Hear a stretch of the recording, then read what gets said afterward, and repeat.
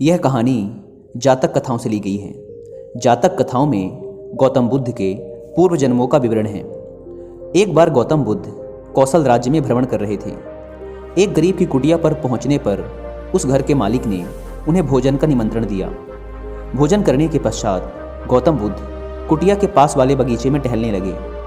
अचानक उनकी नज़र एक ऐसे स्थान पर पड़ी जहां ना तो कोई पेड़ था और ना ही किसी तरह की घास ही उगी थी। पूछने पर माली ने बताया कि जब पेड़ लगाए जा रहे थे तब एक मूर्ख बालक ने पेड़ों को उखाड़ उखाड़ कर उनकी जड़ें नाप नाप कर पानी दिया था, जिससे सब पेड़ खत्म हो गए थे। गौतम बुद्ध ने हंसते हुए कहा, मूर्ख लड़के ने पहली बार ही बाग नहीं उजाड़ा, इसने पूर्व जन्म में भी ऐसा ही किया था। उन माली और घर के मालिक के पूछने पर गौतम बुद्ध ने उस लड़के के पूर्व जन्म की कथा सुनाई कि काशी के राजा बृहदत्त के राज्य में एक बार नगर में बड़ा उत्सव हो रहा था। राजा के माली की भी इच्छा हुई कि वह भी नगर में जाकर उत्सव देखे, लेकिन उस पर पेड़ों को पानी देने का उत्तरदायित्व था। माली दुर्लभ और सुंदर पेड़ों तथा लताओं से भरे बगीचे की रोज देखभाल किया करता था।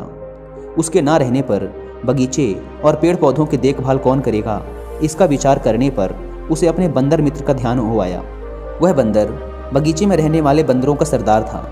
किसी तरह एक बार माली की बंदरों के सरदार से दोस्ती हो गई थी। उसने बंदरों के सरदार के सामने अपनी समस्या रखी और उससे कहा, मित्र, क्या तुम एक दिन के लिए अपने साथियों के साथ मिलकर इस बगीचे को सींच दोगे? मुझे एक जरूरी काम से बाहर जाना है। बंदरों के सरदार ने प्रसन्नतापूर्वक यह काम करने का आश्वासन दे दिया।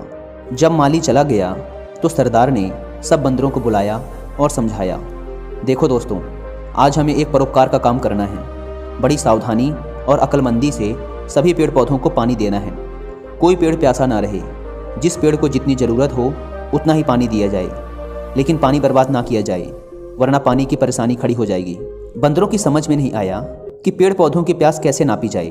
उन्होंने अपने सरदार से पूछा। तब उस बुद्धिमान बंदर ने उत्तर दिया, पेड़ जड़ों से पानी पीते हैं। किसी पेड़ की जड़ें छोटी होती हैं तो किसी की बड़ी। अतः तुम लोग ऐसा करो कि प्रत्येक पौधों और लताओं को उखाड़ उखाड़ कर उनकी जड़ों की गहराई को देख लो। जिसकी जड़ जितनी गहरी हो उसे उतना ही पानी दो। सरदार का आदेश पाकर बंदर बर्तन ले लेकर सिंचाई करने लगे। अब बंदर तो बंदर ही ठहरे। उन्होंने प्रत्येक पौधों को पहले उखाड़ कर उसकी जड़ें नापी और फिर उसे लगाकर उसी हिसाब से उसमें पानी डाला। जल्द ही उन्होंने सारे छोटे छोटे पेड़ पौधों और लताएं उखाड़ डाली। इस मेहनत के काम में बंदर भी बिल्कुल थक चुके थे, पर उन्हें इस बात का संतोष था कि आज उन्होंने एक बहुत अच्छा काम किया था। दूसरे दिन जब माली लौटकर आया